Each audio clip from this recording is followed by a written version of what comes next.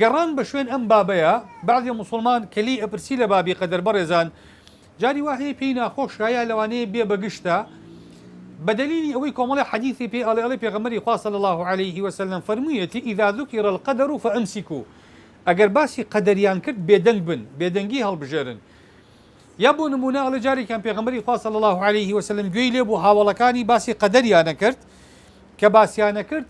نزاعي كان بو دروس بو قالن فخرج عليهم رسول الله صلى الله عليه وسلم وقد احمر وجهه أفرمون پیغمبری خواه صلى الله عليه وسلم جوی لقسکان بو جوی لمناقشکان بو هات دروا دموچاوی مبارکی سور هالقرابو كأنما فقه في وجهه الرمان وكو أوي چون دنكي هنار ببرجيني بدموچاويا سور هالقرابو پیغمبری خواه صلى الله عليه وسلم دوين توربو فرمي أبي هذا أمرتم أم لهذا بعثت إليكم فرمي إيوه أمرتان بما بيكراوا يا من بو أما هاتم ولاي ايوه بو اوهاتم كايوه نزاعت على نسر اما مسألة بو دروس به فرمي انما اهلك من كان قبلكم حين تنازعوا في هذا الامر فرمي اواني بيش ايوه بچيت ياشون كاتي كيشي على نسر قدر بو دروس بو لسر اما ايوه كيشي على نسر بو دروس بو لسر اما خواي پروردگار لناوي بردن امدو حديثة كان ببلغا بويك ايمن نابي لقدر بكولينوا لكاتيكا برزان ام بو چونا حليا بو چونکە ئەگەر قەدەر بەشێکە لە بەشەکانی ئیمان بنەمایەکە لە بنەمایەکی ئیمان ئێمە قاعیدەیەکمان هەیە لە ئوسولی فقه ئەو بەڕێزانی کە شارەزان لە ئوسولی فقه لە بابی محکوم فیهیە یا لە بابی تەکلیفە ئەو شتانی کە خوا حکمی لەسەر داناون ئێمە ئەڵین خوا کاتێک کە تەکلیفەکە بەکارێک یەکێک لە مەرجەکانی کردنی کارەکە بوونی ڕوونکردنەوەی تەواوە لەسەری بۆ نمونە نوێژ خواي پروردگار کا فرمي نوێژ بکە ئەبێ ڕوونکردنەوە و وردەکاری تەواو بدا لەسەر نوێژ بۆی من بزانم بیکەم و بزانم چۆن بە جوانترین شێوە ئەتوانم نوێژەکانم بکەم بەچی نوێژەکانم بەتاڵە بێتەوە بەچی ئەجری کە بەبێتەوە لە ڕۆژووە لە زەکاتە لە حەجە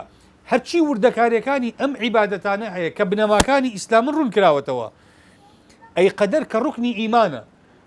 ئەکری ئێمە بڵین ئەوەی خوا لەسەری باس کردووە کافیە خەڵک بۆی نییە پرسیار بکە بەپێی ئەم دەقانی کە هاتووە لە حەدیثەکانە ئایا مەبەستی حەدیثەکان ئەمەیە نەخێر ئێمە ئەڵین خوا تەکلیف بە شتەیەک ناکا کە ڕوونکردنەوەی نەدابێ مافی خەڵکیشە خوا خۆی لە قورئانە ئەفەرمێ فەسئەلوا ئەهلە الذیکر ئین کنتم لا تعلمون ئەفەرمێ ئێوە لە خەڵکی خاوەن زانیاری بپرسن ئەگەر هاتوو خۆتان نایزانن کەواتە قەدەری ژێکێکە لەم مابانە خاڵێکی تر بەڕێزان ئێمە کە باسی قەدەرەکەین ئەڵین قەدەر خوای پەروەردگار لە قورئانە باسی کردووە لە چەندین ئاەتا باسی کردووە هەرخوا خۆیشی لە چەندین ئاەتا ئەمر ئەکا بەوەی کە ئێمە تەدەبوری ئاەتەکانی قورئان بکەین ئەفەرمێ وەلەقەد یەسەرنا القورئان للذکر فهل من مدەکر یا فەرمێ ئەفەلا یەتەدەبەرون القورئان ئەم عەلا قولوب ئەقفالها باشە ئاەتەکانی قەدەر ئاەتی قورئانن ئێمە ئەمرمان پێکراوە تەدەبوری ئاەتەکانی قورئان بکەین خێرە قەدەر لە قورئانە هاتووە و خوا ئەمر ئەکا بەوەی ئێمە لە قورئان تێبگەین ئێستا پێمان بڵێن لە قەدەر تێمەگەن کە بەشێکە لە ئاەتەکانی قورئان یا بڵێن پرسیار لە قەدەر مەکەن مەگەر ئێمە بۆمان نییە لە هەموو ئاەتەکانی قورئان بپرسین با ئەی بۆ لە قەدەر نەپرسین ئەو حەدیثانە بۆچی وامان پێ فەرموون خاڵێکی تر حەدیثەکەی جیبریل خۆی کە هاتە خزمەت پێغەمبەر صلی الله عليه وسلم کە باسی ئیمانی فێر کرد کە باسی ئیسلامی فێر کرد کە باسی ئیحسانی فێر کرد کە پرسیاری قیامەتی لێ کرد یەکێک لەو پرسیارانەی لە پێغەمبەری کرد صلی الله عليه وسلم لەبارەی ئەرکانی ئیمانەوە بوو لە وەڵامەکەیشا پێغەمبەری خوا صلی الله عليه وسلم کە وەڵامی دایەوە فەرمی الإيمان أن تؤمن بالله وملائكته وكتبه ورسله واليوم الآخر دوای پێی فەرموو والقدر خيره وشره من عند الله سبحانه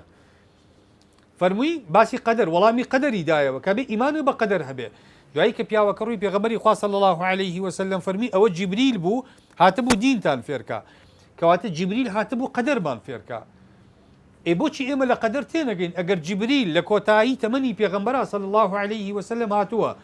دەربارەی قەدەر ئەپرسێ و پێغەمبەری خوا صلی الله عليه وسلم دەربارەی قەدەر ڕوونکردنەوە ئەدا بۆ ئێمە حاڵی نەبین بۆچی تێی نەگەین